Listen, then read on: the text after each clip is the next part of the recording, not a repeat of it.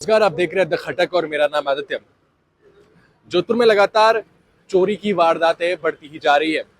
कई ऐसे चोर भी होते हैं जो कई दिनों तक घर की निगरानी रखते हैं और मौका पाकर घरों में हाथ साफ कर देते हैं।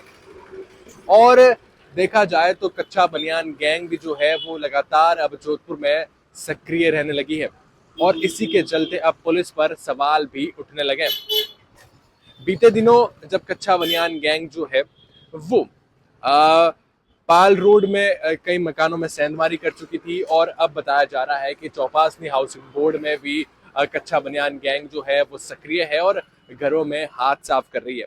खैर, इससे हटकर अगर बात की जाए तो जवर थाना क्षेत्र में एक मामला सामने आया जो चोरी का था। उसमें पीड़ित ने बताया कि मैं लूणावास कला में रहता हूं और 26 जनवरी को सुबह 7:30 बजे मैं पाल गांव स्थित अपने ससुराल गया था परिवार के साथ। लेकिन 27 जनवरी के दिन जब घर वापस लौटा तो घर के ताले और अंदर कमरों के ताले भी मुझे टूटे हुए मिले। जहां एक बक्सा रखा था उसके भी ताले जो है वो टूटे हुए थे और उसमें से सोने चांदी के आभूषण जो है वो चोरी किए जा चुके थे। शिकायत में ये भी बताया कि लगभग 70,000 रुपए नगद जो थे वो भी चोर चुरा कर ले गए।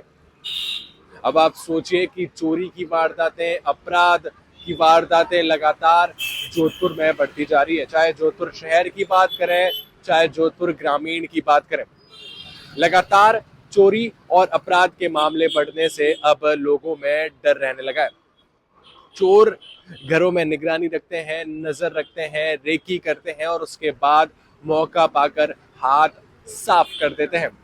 अब अब ऐसी ही बढ़ती वारदातों से पुलिस पर सवाल उठने लगे, क्योंकि कई ऐसी वारदातें होती हैं जिनके सीसीटीवी फुटेज भी सामने आते हैं।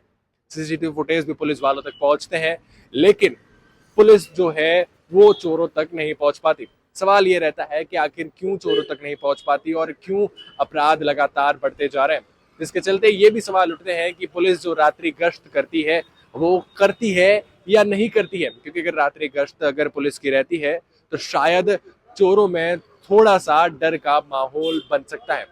जिसके चलते अब चोरों में भय का माहौल तो नहीं है, लेकिन जो आम जन है, जो अपनी मेहनत की कमाई घर में रख रहे हैं, उनमें अब डर और भय का माहौल जो है वो लगातार बनता जा रहा है। अब देखना ये होगा कि जो इस पीड़ित ने, जो लूणावास कला का जो पीड़ित है, जिसने जवर थाना क्षेत्र में रिपोर्ट दर्ज करवाई है, शिकायत दर्ज करवाई है कि मैं ससुराल गया, ससुराल से वापस अगले दिन लौटा तो चोरी हो चुकी थी। पुलिस ने अज्ञात चोरों के खिलाफ मामला दर्ज तो किया है। क्या वो चोरों तक पहुंच पाएगी? क्या जो माल बरामद होगा वो अब वापस अब पीड़ित को मिल पाएगा या नहीं मिल पाएगा? कई ऐसे सवाल उठते हैं कि चोरी बढ़ने का कारण क्या हो सकता है, अपराध बढ़ने का कारण क्या हो सकता है। नशे के आदी हो चुके युवा इस बढ़ती चोरी और अपराध का कारण हो सकते हैं, या बेरोजगारी जो है बढ़ती चोरी और अपराध का कारण हो सकते हैं। क्या लगता है आपको? मुझे जरूर बताएं और ऐसी जानकारियों के लिए द खटक के साथ जुड़े रहें।